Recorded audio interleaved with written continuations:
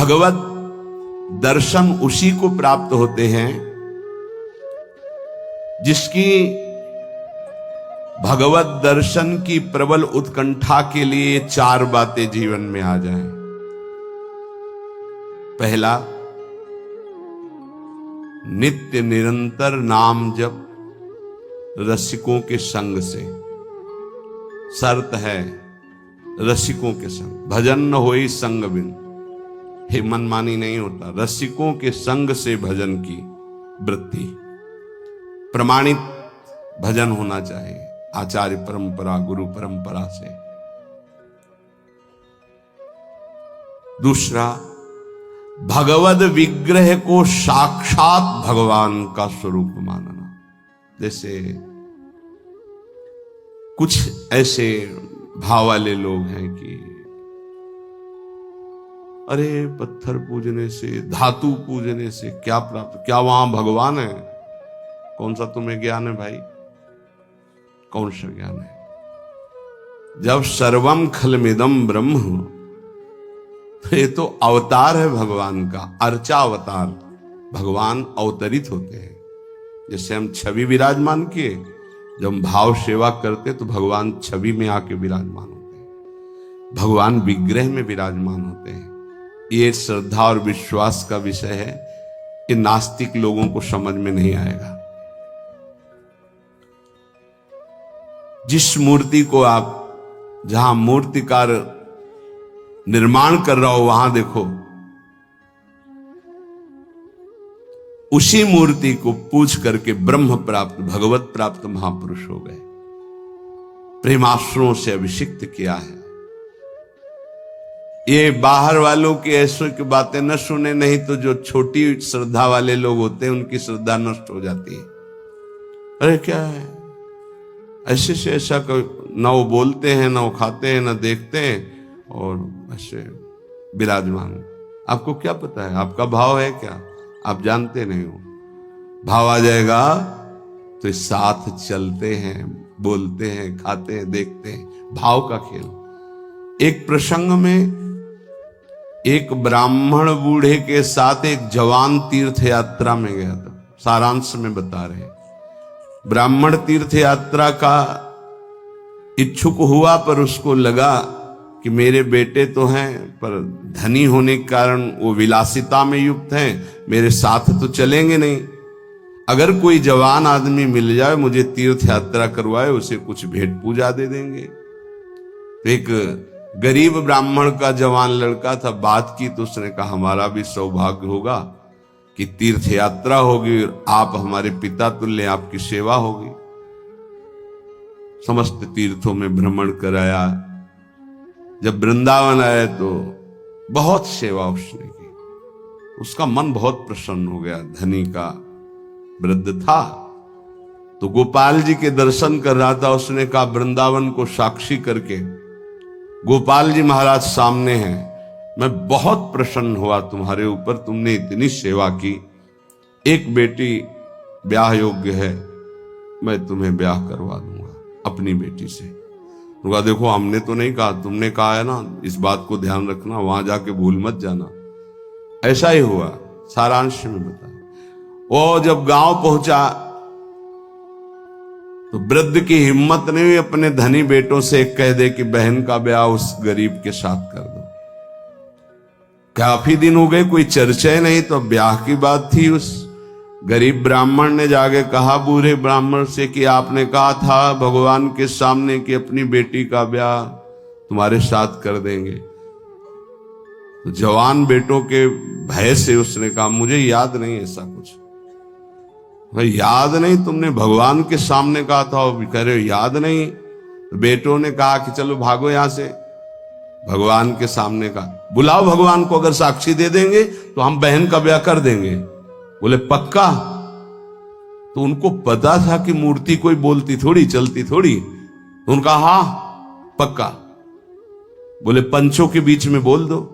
पहले गांव में पंचायत होती है पिंड छुटाने के लिए कि अतरे दिन ये परेशान करेगा। तो उन्होंने कहा पंचों के सामने यदि ठाकुर जी आके गवाही दे दे तो ब्याह करवा देंगे। ओ गरीब आदमी जो कुछ था बेचा फिर वृंदावन आया, ठाकुर जी गोपाल जी से कहा कि महाराज आपके सामने हमारे ब्याह की बात कही थी इस वृद्ध ब्राह्मण ने, आपको गवाही देना पड़ेगा तब हमारा ब्याह होगा। हाँ, कौन सुने। समय हुआ, ठाकुर जी का शयन भोग लगा, पट बंद हो गए, वो बैठे ही रहे बाहर। वाह गोपाल जी महाराज, आप जब बोलोगे तभी हमारा ब्याह होगा और हम तभी यहां से जाएंगे जब आपको साक्षी दे। सब चले गए थे वो अकेले, उसको विश्वास था भगवान है। अंदर से आवाज आई, मूर्ति कहीं चलती है क्या कि चलकर साक्षी दे। बोले महाराज मूर्ति बोलती थोड़ी है, आपने बोला ना तो आओ निकल के बाहर। अब उनके लिए कोई पर्दा है क्या? ललित त्रिभंगी वैसे। बोले देखो अब तुम्हारे प्रेम के कारण हम बाहर तो निकल आए, तुम उसको यहीं बुला दो, हम यहीं साक्षी। बोले महाराज वो नहीं आएगा, हमारा ब्याह रुक जाएगा, आपको चलना पड़ेगा। बोले चल तो देंगे, लेकिन देखो हम वृंदावन के ठाकुर हैं, हमको तो अच्छा अच्छा माखन मिश्री और सब भगवान ने बहानेबाजी। बोले महाराज हमें पता था कि आप भोगराग के लिए कहोगे तो हमारे पास जो संपत्ति थी बेच के आए, खूब खवाते पियाते चलेंगे महाराज। बोले चलो अच्छा, देखो दृढ़ विश्वास। बोले महाराज हम जानेंगे कैसे कि आप आ रहे हो? बोले मेरे नूपुरों की ध्वनि सुनाई देगी, और देखो लौट कर जहां देख लोगे उससे आगे फिर हम नहीं जाएंगे। ठीक है महाराज, जब भोग लगाने का समय आएगा तो हम बोल देंगे, तब तुम हमारा भोग लगाना, और जब हम चलेंगे तो लौट कर पीछे नहीं देखोगे। ठीक है महाराज। अपने प्रांत पहुंचे, उड़ीसा प्रांत। गांव जब नजदीक रह गया तो सोचा मुड़ के तो देखे, केवल पायले धुनी है, ठाकुर जी भी है। मुड़ के देखा तो श्याम घन साक्षात प्रभु ने कहा देखो तुमने वादा तोड़ दिया, अब हम यहां से नहीं जाएंगे। बोले महाराज अब तो कोई बात नहीं। गांव में दौड़ के गया, गोपाल जी आए, प्रभु आए साक्षी देने के लिए मेरे ब्याह के लिए। पूरा नगर दौड़ पड़ा, पंचायत के सब ने देखा प्रभु विराजमान। अब किसी की हिम्मत थोड़ी थी कि पूछ ले, जबरदस्ती उस बुड्ढे से कहा ब्याह करो, भगवान वृंदावन से साक्षी। आज भी साक्षी गोपाल के रूप में भगवान विराजमान। क्या हुआ? जिसे तुम मूर्ति समझते वो चल के उड़ीसा तक गए और गवाही दी। विट्ठल भगवान बातचीत करते थे तुकाराम जी से, नामदेव जी से, इन बड़े बड़े संतों से। हरिवंश महाप्रभु, सेवक जी महाराज, बनचंद महाप्रभु तक बातचीत करते थे राधा वल्लभ लाल जी। प्रगट में एक बार मोहन चंद जो महाराज महाप्रभु के सबसे छोटे लाडले पुत्र थे, महाप्रभु राधा वल्लभ जी की सेवा परिचर्या में थे, तो एक पात्र कटोरा था राधा वल्लभ जी की सेवा का, उसमें चरण छू गया श्री मोहन चंद जी का। महाप्रभु ने एक शपथ मारी, प्रभु के पात्रों को ऐसे। राधा वल्लभ जी के जब पत्रावली कर रहे थे तो कपोल में अंगुली बनी, तो उनका जय जय आप। तो बोले मोहन चंद के रूप में मैं ही तो अब खेल रहा हूं अपने पात्र, तुमने वहां मारा मुझे देखो लगा। महाप्रभु ने कहा क्षमा कीजिए प्रभु, ऐसी तन्मयता मोहन चंद जी की आप में है ये मुझे पता नहीं था। महाप्रभु से बात, स्वामी जी से, बिहारी देव जी से बिहारी जो बात करते थे, आज भी महापुरुषों से प्रभु बात कर। ये केवल मूर्ति छवि का विषय नहीं होता। ये अज्ञानी जीव जो हैं ये केवल तर्क विवाद में फंसे रहते। श्रद्धा में तर्क विवाद नहीं होता। ये तर्क विवाद जहां होने लगे, ऐसी कोई वार्ता होने लगे, श्रद्धालु उपासक को बिल्कुल हट जाना चाहिए। भगवत दर्शन किसको प्राप्त होते हैं? पहला, जो रसिक महापुरुषों के गुरुदेव के अनुसार भजन करता, नाम जप, मंत्र जप। दूसरा, भगवद विग्रह को साक्षात प्रभु मान करके। कहो सो कहां जहां प्रभु नहीं, जब सर्वत्र प्रभु है तब तो हमने प्रभु का श्री विग्रह, अर्चा विग्रह, ये अर्चा अवतार है भगवान का। इनको विराजमान किया, साक्षात मेरे प्रभु हैं। ये बाहरी दर्शन है। तीसरा, प्रभु को अर्पित किए हुए प्रसाद के अलावा अरुचि होना। कुछ भी ऐसा जो हम प्रभु को अर्पित नहीं कर सकते वो हम नहीं पा सकते। प्रभु को अर्पित ना की हुई चाहे अमृत पड़ी हुई वस्तु हो, हमारी बिल्कुल श्रद्धा और रुचि नहीं। हमारे प्रियालाल ने नहीं पाया तो हम उसे चख नहीं सकते। ये भगवत प्राप्ति, भगवत दर्शन के लिए बहुत आवश्यक है।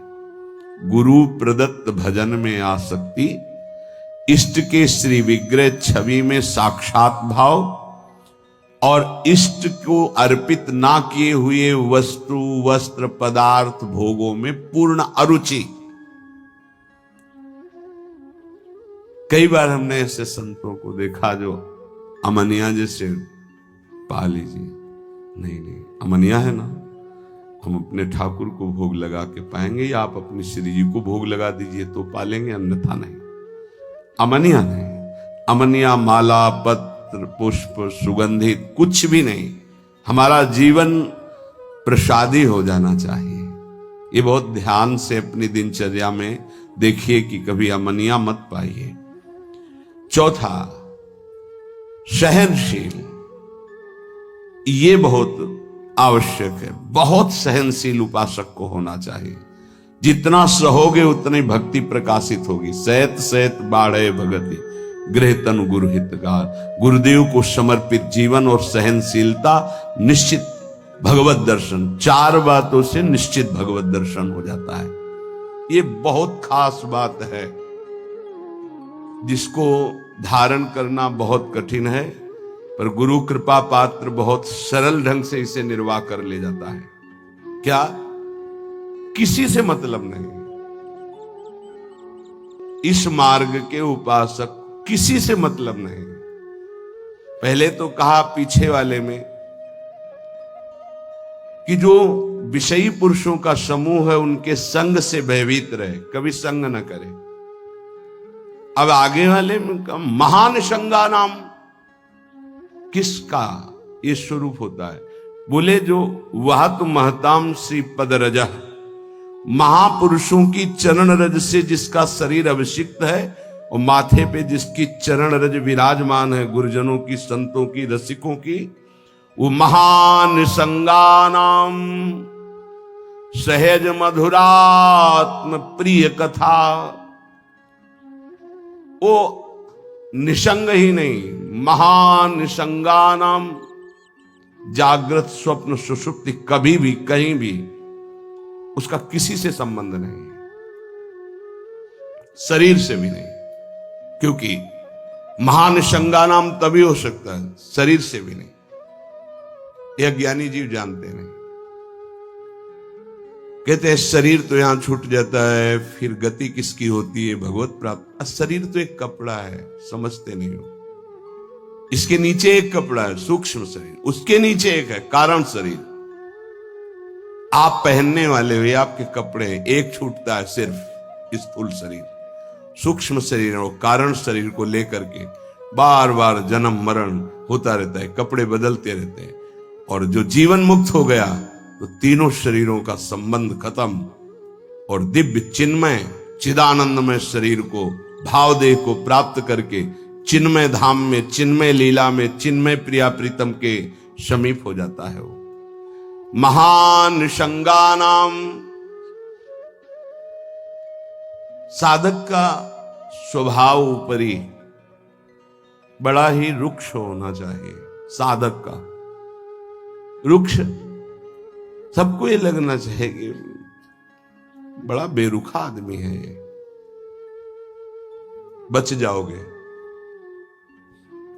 गोस्वामी जी ने भी लिखा है, गिरा अरथ जल बीच सम, कहियत भिन्न न भिन्न, बंदों सीता राम पद, जिन्हि परम प्रिय खिन्न। खिन्न मानसा, किसी से कोई संबंध नहीं।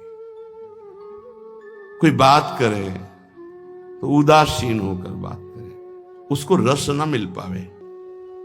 उसको प्रियता समझ में ना पावे। साधक की बात कह रहा हूं, आगे चल के तो सब जीवन शो प्रीति रीति निभात आपनी, वो स्थिति आ जाती है।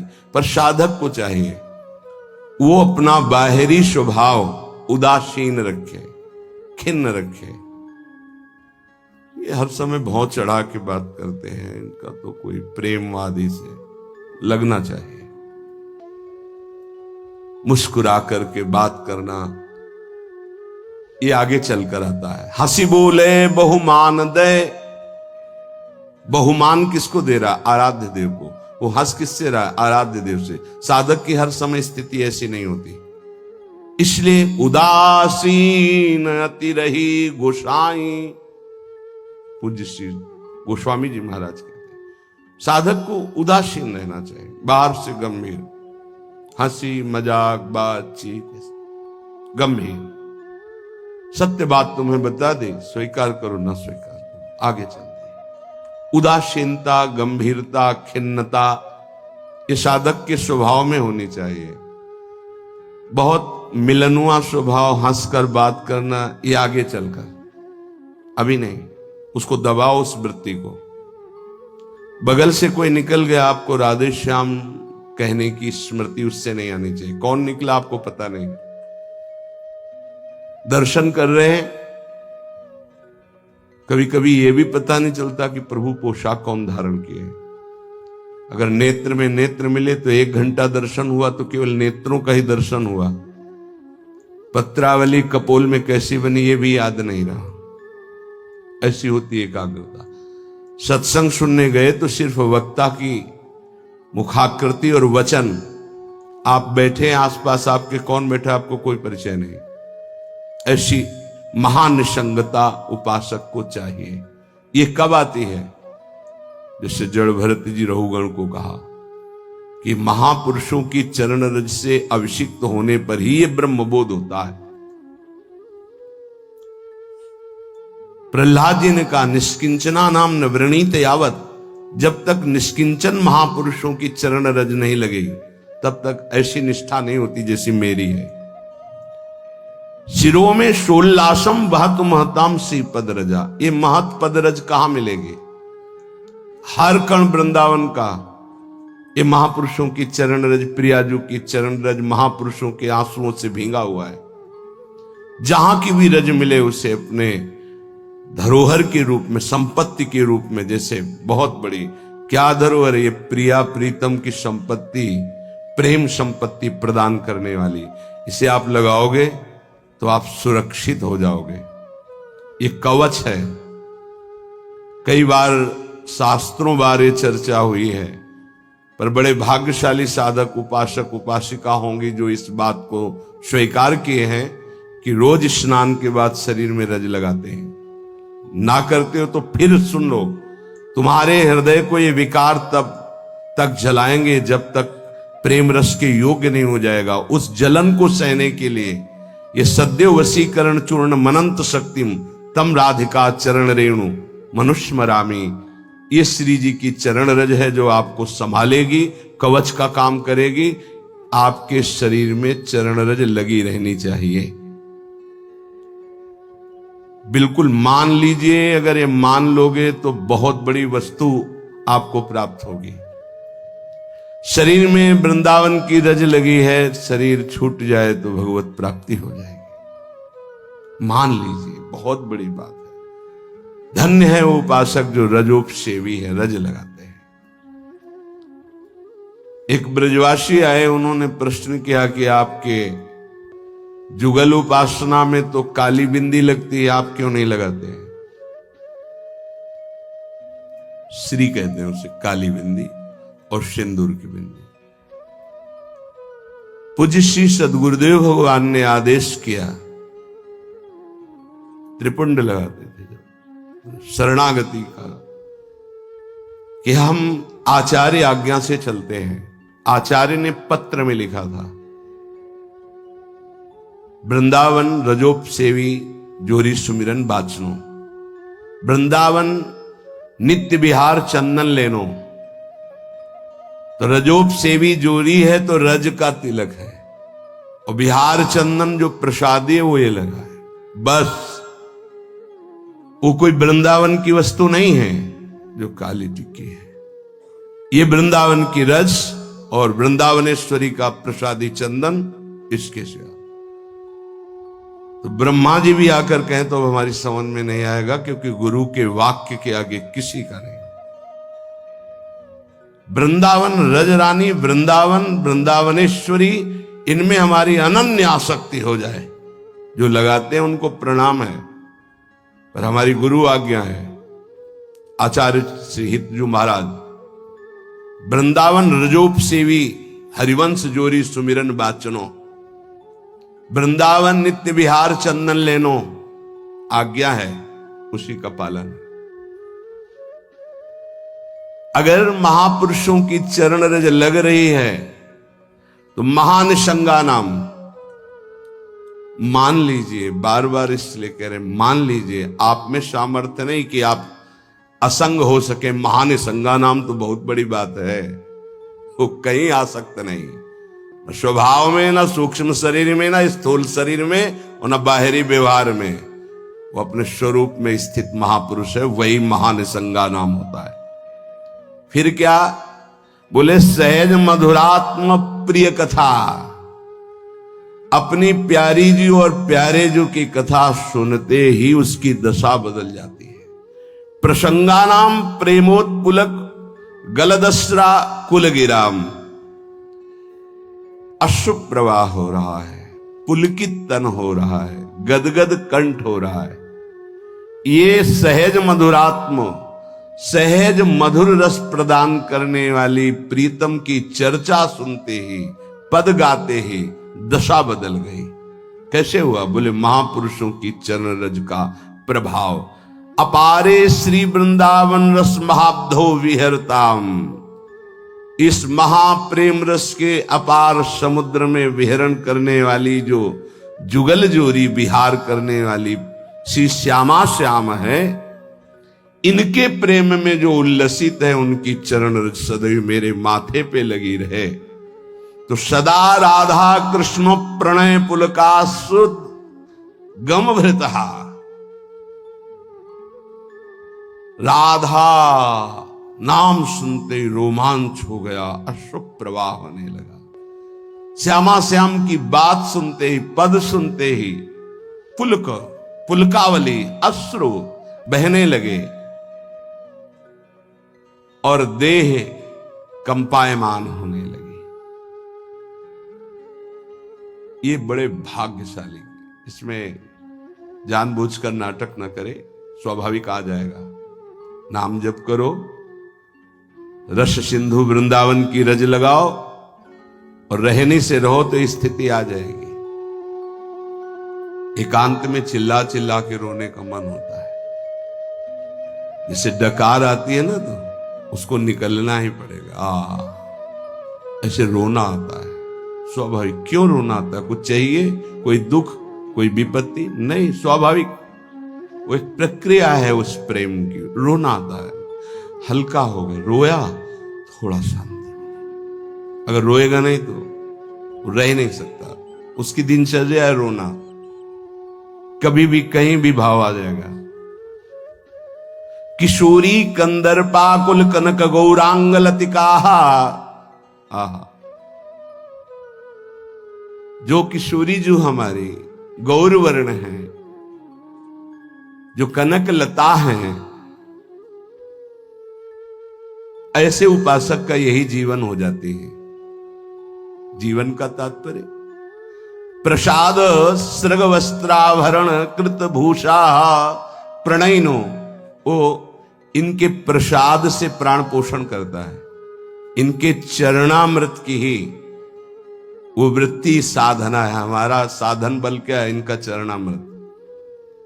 वस्त्राभरण, कोई भी वस्त्र बिना प्रसादी के लाडली जू का, गुरुदेव का, शरीर पे नहीं धारण। नवीन वस्त्र को देखा गुरुदेव भगवान कैसे प्रसादी करते हैं। पहले उसे धोते हैं, प्रक्षालन करते हैं, फिर सुखाते हैं, फिर श्री जी के सिंहासन में स्पर्श करा के रजरानी में ऐसे 1-2 बार फिर उसे धारण करते हैं। श्री जी का पहले धोते हैं नया वस्त्र, श्री जी के सिंहासन को अर्पित करके फिर रज रानी में एक दो बार लोट लगा के उस वस्त्र को फिर धारण करते हैं। वस्त्रा आभरण प्रसाद, प्रसाद स्वरूप ही हमारा भोजन है। प्रसाद चरणामृत, प्रसाद वस्त्र आभरण, प्रसादी माला, प्रसादी पुष्प, प्रसादी इत्र, इनका बड़ा आदर करें। श्री जी का प्रसाद यही हमारा जीवन है। अगर अमनिया आप पाते हैं तो आपके हृदय में भाव सूखने लगेगा, अगर जग भी गया है। अमनिया जल भी नहीं, अमनिया भोजन भी नहीं, प्रसाद। प्रपद्ये श्री वृंदावन भुवि विचित्राखिल कलाहा, समस्त कलाओं में जानने वाली शिरोमणि श्री लाडली जो ऐसे उपासक के हृदय में अपनी समस्त कलाएं प्रकाशित कर देती, अर्थात वो सहचरी भाव को प्राप्त हो जाता है। विचित्र अखिल संगीत गायन कलाओं का, चतुरता का वो मूर्तिमान स्वरूप हो जाता है। ऐसे में वृंदावन की भूमि में उन प्रेमी जनों का आश्रय लेता हूं जो ऐसे जिनका जीवन हो गया है महानिशंगा नाम, किसी से संपर्क नहीं, और श्री जी के प्रति किशोरी कंदर्पाकुल कनक गौरांग लतिकाहा, जो गौरांगी श्री प्रिया जो हैं, लाडली जो हैं, जो श्याम तमाल की कनक बेल की तरह विराजमान हैं, ऐसी श्री स्वामिनी जी के प्रसादी से ही जिसका जीवन यापन होता है। ऐसे में रसिकों को इस वृंदावन भूमि में माथा रखकर प्रणाम करके उनकी चरण धूलि माथे पे धारण करता और उनका संग करने की अभिलाषा करता हूं। ये भगवान की विशेष कृपा है कि हमें ऐसे महापुरुष रहनी बता रहे हैं। अगर प्रसाद का आप महत्व धारण करना प्रारंभ कर दिए हैं तो बहुत जल्दी प्रेम जागृत होगा। प्रसाद पर प्रसाद बुद्धि रखिए, राग द्वेष उस पर न रखिए। ये पदार्थ नहीं पाना है, ये पदार्थ अनुकूल है। प्रसाद में प्रसाद बुद्धि रखिए, न फल बुद्धि, न अन्न बुद्धि, न भोजन बुद्धि, न स्वाद बुद्धि, प्रसाद बुद्धि रखिए। प्रसादी वस्त्र को प्राणों से भी अधिक प्रिय मानिए। प्रसादी माला पुष्प मिले तो हृदय में आह्लाद होना चाहिए, सीधे मेरे प्रभु ने प्रसन्न होकर मुझे प्रदान किया है। दे कोई भी, लेकिन मेरी प्रियाजू ने मुझे प्रदान किया, एकदम आह्लाद, वही आपको प्रेम भाव में ले जाएगा।